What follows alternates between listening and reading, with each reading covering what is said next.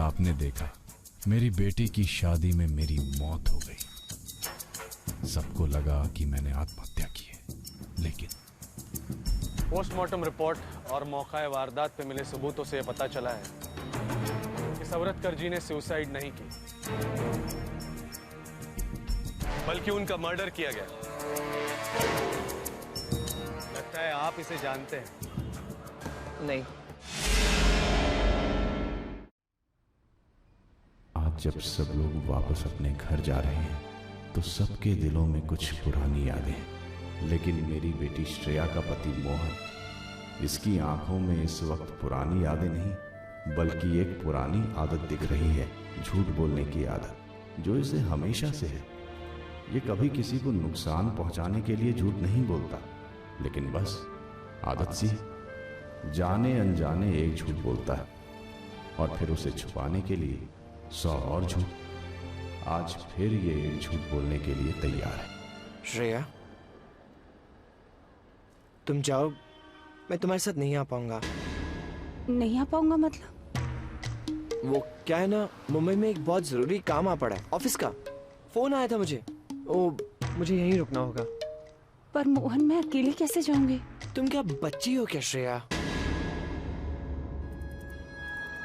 I am sorry Shreya.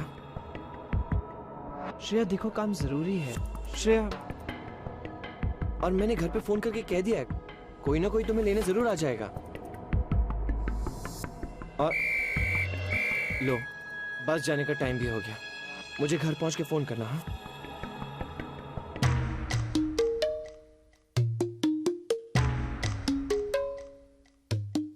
बात समझने की कोशिश करो। तुम्हें ऐसे भेजकर मुझे भी अच्छा नहीं लग रहा, पर क्या करें, मजबूरी है।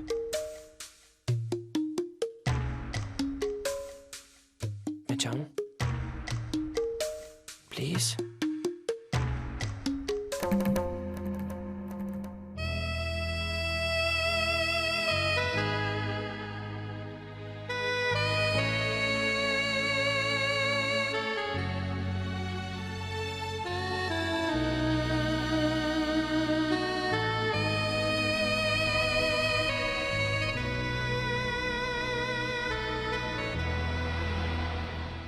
एक झूठ को बचाने के लिए दूसरा झूठ। मोहन ने श्रेया से झूठ बोला क्योंकि उसे अपने उस झूठ को बचाना है जो उसने आज पुलिस के सामने बोला। जिस आदमी ने मेरे नाम पर सुसाइड नोट लिखा था, मोहन ने उसे पहचानने से इनकार कर दिया, जबकि वो आदमी मोहन के इनविटेशन पर ही शादी में आया था। मोहन का ये झूठ बहुत से लोगों को नुकसान पहुंचा सकता है, मगर फिर भी वो इसे सच में बदलने के लिए उस आदमी के स्टूडियो पहुंच गया है जिसने शादी का वीडियो तैयार किया था। मेरा नाम मोहन है, आपसे फोन पे बात हुई थी। हाय, या प्लीज कम हियर। आराम से प्लीज।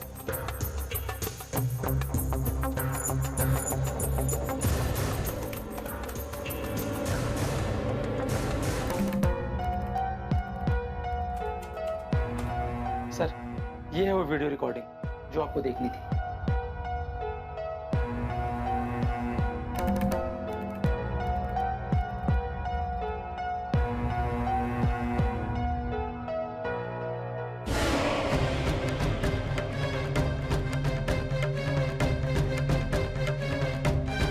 ये पॉज करो।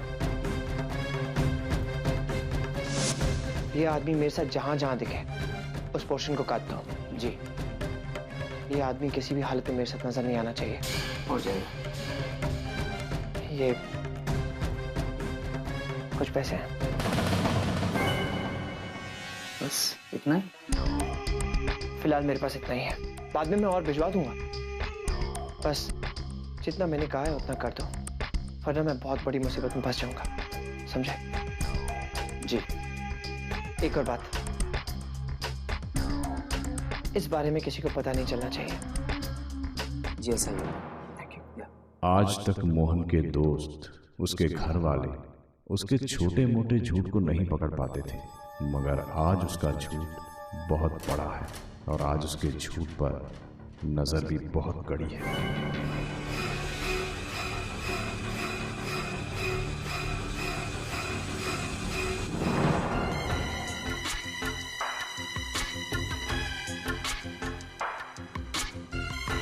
अच्छा काम किया तुमने। शादी की वीडियो फुटेज उसे जैसे चाहिए वैसे एडिट करके दे दो।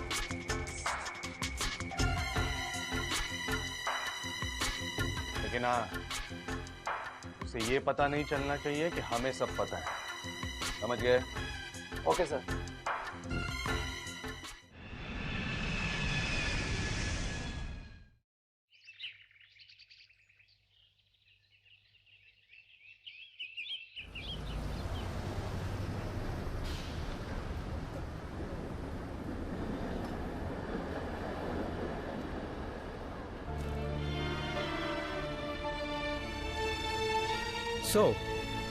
कैसा लग रहा है ग्वालियर पहुंचकर?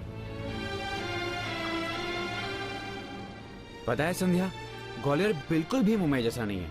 यहाँ की सड़कें, यहाँ का माहौल, यहाँ के लोग, सब कुछ मुंबई से इतना अलग है कि यहाँ का अंधेरा तो अलग नहीं होगा ना। मुझे तो बस उसी की आदत है।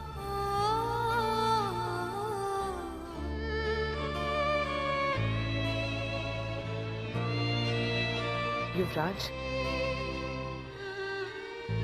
कुछ और बात करो ना।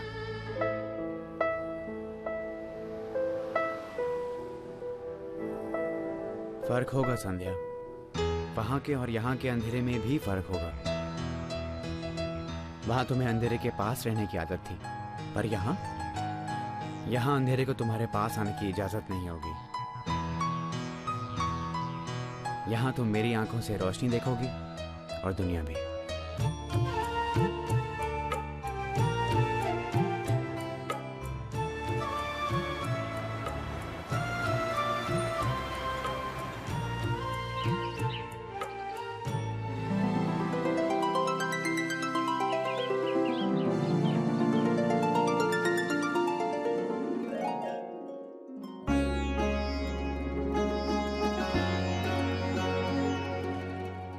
आओ संध्या, अपना घर आ गया।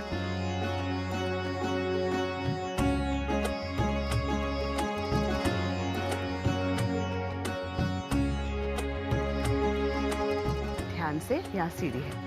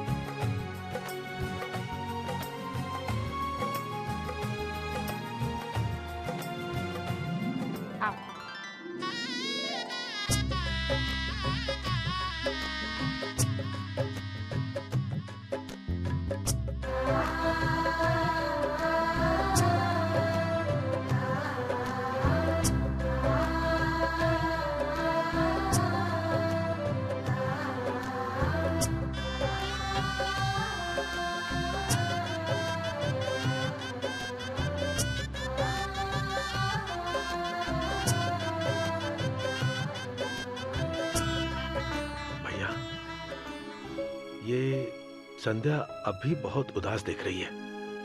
कहीं सौरत जी की मौत को लेकर यह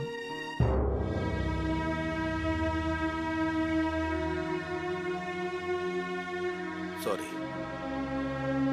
हाँ पंकज, संध्या के लिए उस हादसे से उबरना इतना आसान नहीं होगा। अपने पापा से बहुत प्यार करती थी ना वो, और सवरतकर जी की भी सबसे लाडली यही थी। हाँ, हमें ये कोशिश करनी होगी कि इसे पुरानी बातें याद ना दिलाई जाए। हाँ।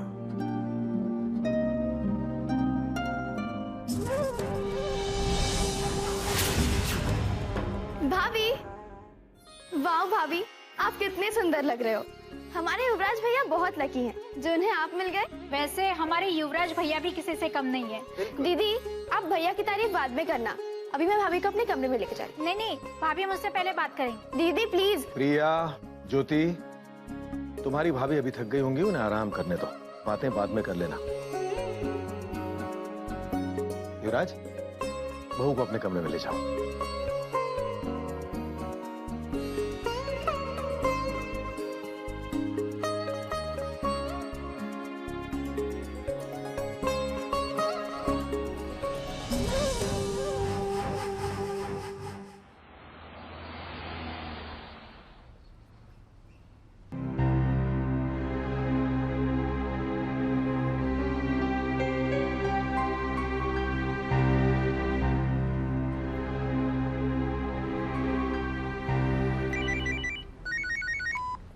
हेलो।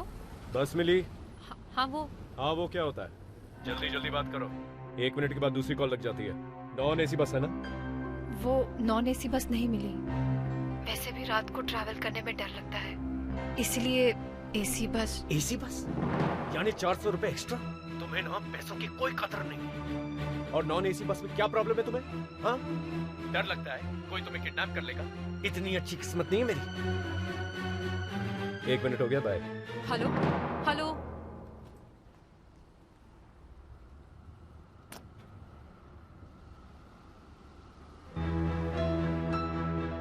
कंडक्टर, ओ कंडक्टर, एसी बस का पूरा पैसा दिया है ना मैंने, तो गर्मी क्यों लग रही है?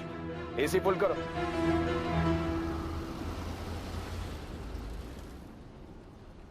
सुनो बेटा, क्या मैं तुम्हारे फोन से मेरे पति को एक फोन कर सकती हूँ?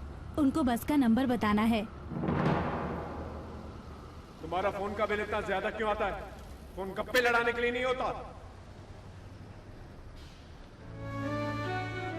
मुझे माफ कर दीजिए आंटी, पर वो कहना मेरे फोन का आउटगोइंग बंद है।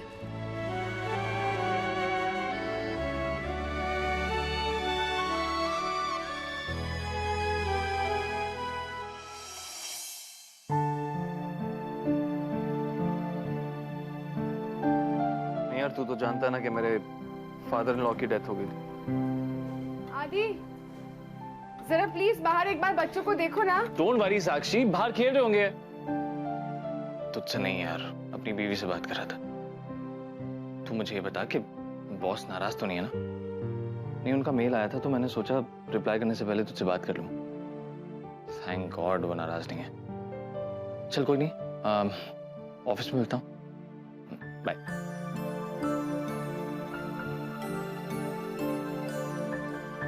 मिस्टर आदित्य, कितनी बार आपको कहा है कि आपके उन पागल बच्चों को संभाल कर रखा करो। मिसेस लालवानी, अब क्या हुआ? क्या किया मेरे बच्चों ने? क्या हुआ? अरे ये पूछिए कि क्या नहीं हुआ। आपने मेरे बच्चों को पागल कहा? हाँ, पागल कहा। उनकी हरकतों को देखकर कोई भी उन्हें पागल कहेगा। मिसेस लालवानी, खबरदार जो आपने मेरे बच्चों के बारे में कुछ भी उल्टा सीधा कहा। हाँ, मैं जानती हूँ कि मेरे बच्चे थोड़ी शैतानी करते हैं, पर बच्चे शैतानी नहीं करेंगे तो कौन करेगा? शैतान?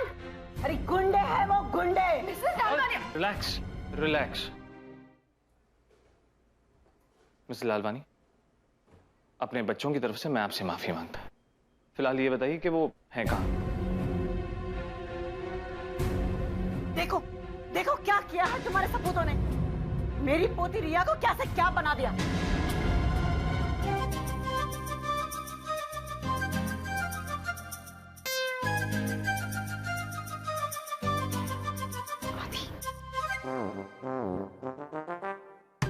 बहुत बदतमीज हो गए हमारे बच्चे। आज उनकी ऐसी खबर लूंगा, ऐसी खबर लूंगा। आप सिर्फ एक बार बता दीजिए कहाँ? तुम नहीं, मैं उसे सबक सिखाऊंगी।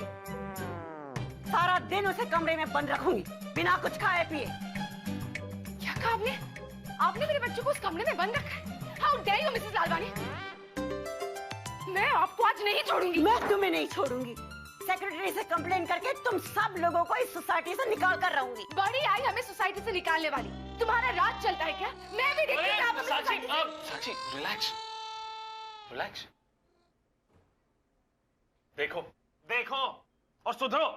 तुम्हारी वजह से सोसाइटी से निकालने की बात कर रहे हैं। पापा, हम तो सलून खेल रहे थे, तो रिया आकर हमें बोली कि मेरा हेयर कट कर दो, तो हमने कर दिया। देखो कितनी आसानी से कह दिया कि हेयर कट कर लिया। बेशरम कहीं के। बेशरम तो रिया है आंटी। हेयर भी कट करवा लिए और पैसे भी नहीं दिए, चीटर कहीं की। अरे करता हूँ। चुपचाप रहो तुम दोनों, चलो मेरे साथ। ये बदमाश हो गए हो तुम लोग, तुम्हारी वजह से ये सब कुछ सुनना पड़ा है। आदि, अब तुम यहाँ खड़े क्यों हो? इतना सब कुछ तो सुना दिया इन्होंने, खड़े खड़े और सुनना है क्या? सोसाइटी से निकालने की बात करी है वो, और ये सब कुछ तुम्हारी वजह से हो गया। कहा था मैंने कि बच्चों को संभाल लो, पर नहीं। अब चलो यहाँ से। बड़ी आई सोसाइटी से निकालने वाली, उनका राज है जैसे। और तुम बच्चे ना, तुम लोग भी इतने बदमाश हो गए हो आजकल। 4 दिन घर क्या बंद रह गया, घर की हालत तो देखो। 2 बार झाड़ू पोछा कर चुकी हूँ, लेकिन ये धूल है कि कमी नहीं होती। तुम तो सिर्फ बच्चों के साथ खेलते रहो, सारा काम मैं अकेली करूँ। हाँ अरे सभी, मैंने तुमसे कितनी बार कहा है एक भाई रख लो, लेकिन तुम मेरी बात सुनती कहाँ हो? 2000 रुपए लेती है, इतना पैसा नहीं है हमारे पास, ऊपर से नखरा अलग। तुम्हें आराम भी तो मिलेगा ना सभी। इतना पैसा उड़ाने का शौक है ना, तो वो 2000 रुपए हर महीना मुझे दे देना। वैसे आइडिया बुरा नहीं है।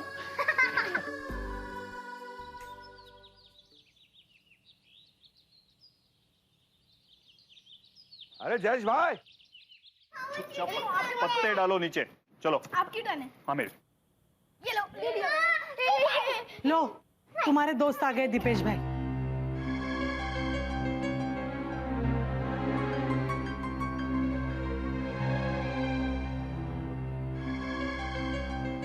सुनो, ये तुम्हारा दोस्त दीपेश भाई रोज यहाँ क्या लेने आता है? अरे तुम्हें कितना अच्छा आइडिया दिया था। कौन सा आइडिया? आपके ससुर सवरतकर जी ने मेरे एक दोस्त से लाइफ इंश्योरेंस की 5 लाख की एक पॉलिसी ली है और उसका नॉमिनी आपको बनाया है। अरे भाई, उनको मार डालो।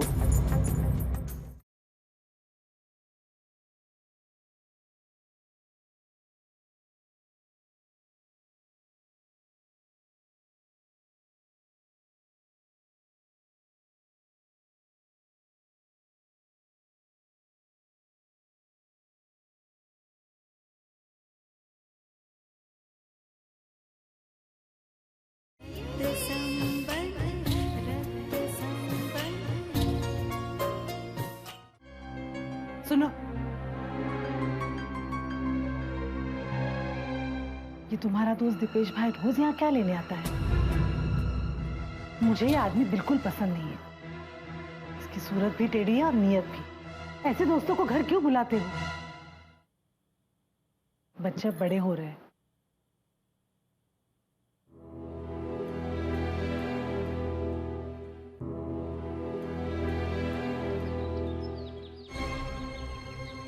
धन्यवाद हमारे, जो आपके दर्शन हो गए। अरे भैया, अरे पैसा लेकर तुम तो गायब ही हो गए। देखिए दीपेश भाई, आप जरा धीरे बोलिए, घर में पैसों की बात किसी को भी नहीं मालूम है। चलिए हम बाहर चल के बात करते हैं। 15 दिन से तो तुम बाहर ही हो ना? है? ना फोन करते हो ना उठाते हो। दीपेश भाई, मैं आपको सब बताता हूँ। यहाँ नहीं, आप बाहर चलिए।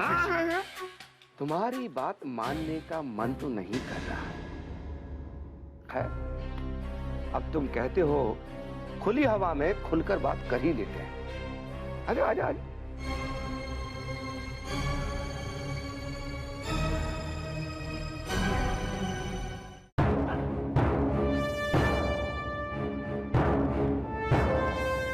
होश में आए तो बता देना।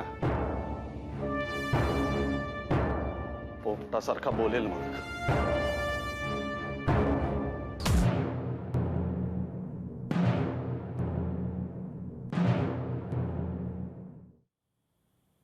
सर, एक बात समझ में नहीं आ रही है, हम लोग मोहन को अरेस्ट क्यों नहीं करते, जबकि हमारे पास उसके खिलाफ कई सबूत है। सबूत तो है शिंदे, लेकिन एक बात मत भूलो, हर जुर्म के पीछे एक चेहरा होता है, एक मकसद और एक दिमाग होता है। अभी तो हमें सिर्फ एक चेहरा मिला है, अब इस सब के पीछे किसका दिमाग है और इस सब की वजह क्या है, ये हमें ढूंढना है। उसके बाद शिंदे, हम असली मुजरिम को हिरासत में लेंगे, उससे पहले नहीं। हाँ ताई, मैं यहाँ ठीक ठाक पहुंच गई, यही बताने के लिए फोन किया था। अच्छा हुआ जो तूने फोन किया, मैं तुम्हारे बारे में ही सोच रही थी। संध्या, कैसा लग रहा है ससुराल में? सब कैसे हैं वहाँ? सब बहुत अच्छे हैं। जब से आई हूँ मेरा ही ख्याल रख रहे हैं। बस अपने घर जैसा ही लग रहा है। ये तो बहुत अच्छी बात है संध्या। देखो, तुम भी सबका ख्याल रखना। अब वही तुम्हारा घर है। जी जी ताई। अच्छा, मैं रात को फिर फोन करूंगी। अभी रखती हूँ। हाँ हाँ, तब तक मैं भी घर साफ कर लूं। मेरा होकर भी मेरा लगता नहीं है ये। चल काळजी घे, ठेवते। जी ताई। अपनी ताई से बात कर रही थी? जी, वो उन्होंने कहा था कि यहाँ पहुंचकर उन्हें फोन कर दूं। बहुत अच्छा किया तुमने।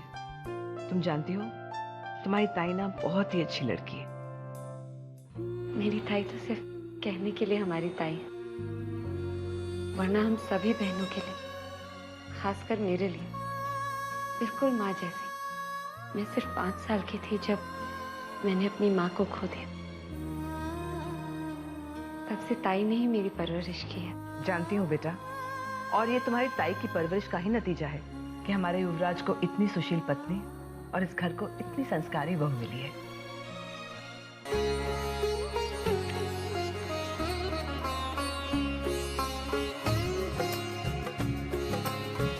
ये क्या है मम्मी जी?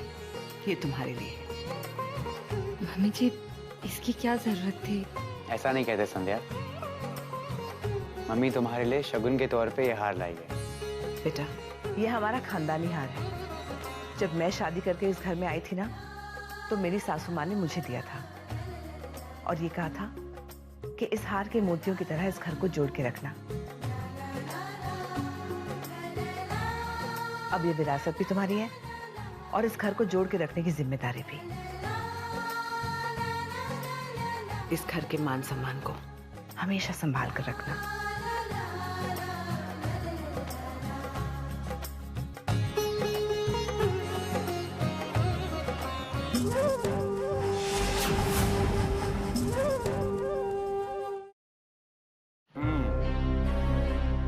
चाय तो हो गई जयेश भाई, अब जरा काम की बात हो जाए। हाँ? देखिए दीपेश भाई, आप मुझे बस 1 महीने की मोहलत दे दीजिए, मैं आपको पूरा पैसा लौटा दूंगा। क्या पूरा पैसा लौटाएंगे आप? आज तक आप ब्याज का 1 रुपया तक नहीं लौटा पाए और आप बात करते हो पूरा पैसा लौटाने की। देखिए दीपेश भाई, आप बात को समझने की कोशिश कीजिए। मैं आपको ब्याज के साथ पूरा पैसा लौटा दूंगा। अभी मेरा वक्त बुरा चल रहा है दीपेश भाई। वक्त को छोड़ो, तुम्हारा तो दिमाग भी ठीक से नहीं चल रहा है। अरे तुम्हें कितना अच्छा आइडिया दिया था, रातों रात लखपति बनने का, और तुम मानो तब ना। मेरा कर्जा तो क्या, सबका कर्जा चुक जाता है। कौन सा आइडिया? लो, भूल गए? इसी तरह एक दिन मेरा भी पैसा भूल जाओगे। अरे बताया था ना, आपके ससुर सवरतकर जी ने मेरे एक दोस्त से लाइफ इंश्योरेंस की 5 लाख की, और उसका नॉमिनी आपको बनाया है। और अगर वो मर जाते हैं तो वो सारे 5 लाख रुपए आपको मिलेंगे। कुछ समझ में आया? अरे भाई, उनको मार डालो, 5 लाख रुपए आपके। दीपेश भाई, आप क्या कह रहे हैं? कोई सुन लेगा तो?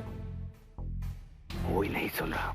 और वैसे भी आपको शायद पता नहीं है, कुछ ही दिनों पहले मेरी सिस्टर इन लॉ की शादी में मेरे ससुर जी का देहांत हो गया है,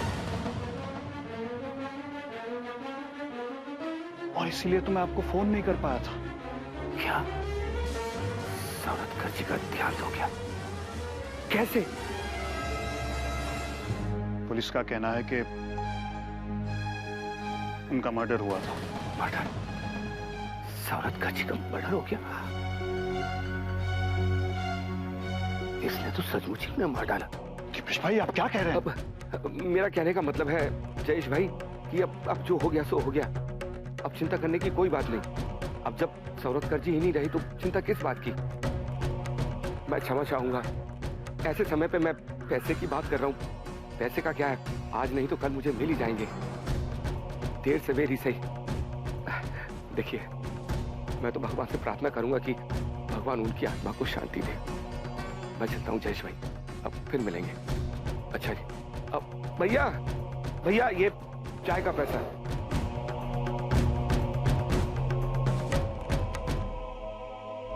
पुलिस का सोचना सही है कि हर जुर्म के पीछे एक चेहरा, एक दिमाग, एक वजह होती है। और मेरी मौत के पीछे तो एक नहीं, कई सारे चेहरे, कई सारे दिमाग और कई सारी वजहें मौजूद हैं। लेकिन एक बात मैं मरकर भी समझ नहीं पाया कि कोई वजह कितनी भी बड़ी क्यों ना हो, किसी की जिंदगी से बड़ी कैसे हो सकती है। भला कोई किसी की जान कैसे ले सकता है?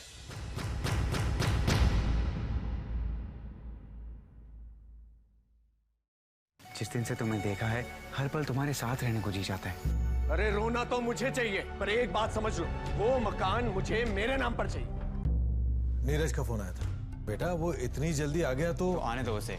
बात जब बेसिक जरूरतों को पूरी करने की आती है तो जिंदगी की हर सीख अधूरी रह जाती है। घर में सभी उसके आने की बातें करते रहते। आखिर ये नीरज है कौन?